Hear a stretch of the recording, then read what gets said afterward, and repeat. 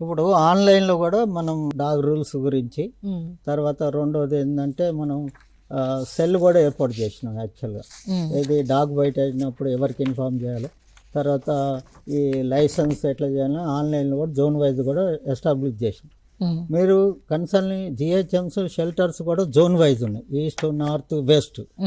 ఇవన్నీ ఎప్పటి నుంచో గత 2009 నుంచి కూడా వస్తుంది రూల్. చెప్తుంది ఏంది, 50 రూపీస్ మీరు టోకెన్ తీసుకోవాలి. టోకెన్ తీసుకుంటే దానివల్ల లాభం ఏమవుతుందంటే vaccine we are giving free vaccine. రెండవది అదేమన్నా చనిపోయిందనుకో we are lifting free of cost. అది భారతదేశంలో ఎక్కడ కూడా మేము హ్యూమన్ బీయింగ్స్కి ఎట్లా క్రిమిటోరియం క్రియేట్ చేస్తారో అవి కూడా మనం జిహెచ్ఎంసీ ఎస్టాబ్లిష్ చేసినాం. తర్వాత అవన్నీ ఫ్రీ కదా, జస్ట్ యూఆర్ పేయింగ్ 50 రూపీస్.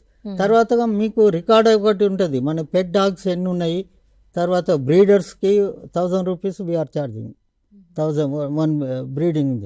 ఇవన్నీ ప్రాపర్గా రికార్డ్ ఇచ్చినట్టయితే ఇంకా మనం మంచి సేవలు చేయడానికి. పెట్ డాగ్స్ ఇన్ని ఉన్నాయి, స్ట్రే డాగ్స్ ఉన్నాయి. ఇంకోటి ఏందో ఫన్నీ థింగ్ ఏంది, ఒక 10-12 ఇయర్స్ అయినాక పెట్టును బాగా ఇచ్చేసుకొని కొన్ని విడిచిపెడతా ఉంటారు, మిస్ అవుతూ ఉంటాయి.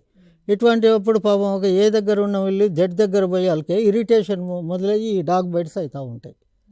మనం పెట్ డాగ్స్ ఇవన్నీ చూసుకున్నట్టయితే రిజిస్టర్ చేసినట్టయితే మన దగ్గర తెలంగాణ హైదరాబాద్లో ఇన్ని పెట్ డాగ్స్ ఉన్నాయనేది మనకు తెలిసిపోతుంది. రిజిస్టర్ అయితే దానికి ఏమైనా కూడా మనకు కూడా ఇన్ఫామ్ చేస్తే మన లోకల్ హాస్పిటల్ అందరూ గవర్నమెంటే కాబట్టి బెటర్ ఫెసిలిటీస్, బెటర్ ట్రీట్మెంట్ ఇవ్వడానికి ఆస్కారం ఉంటుంది కదా.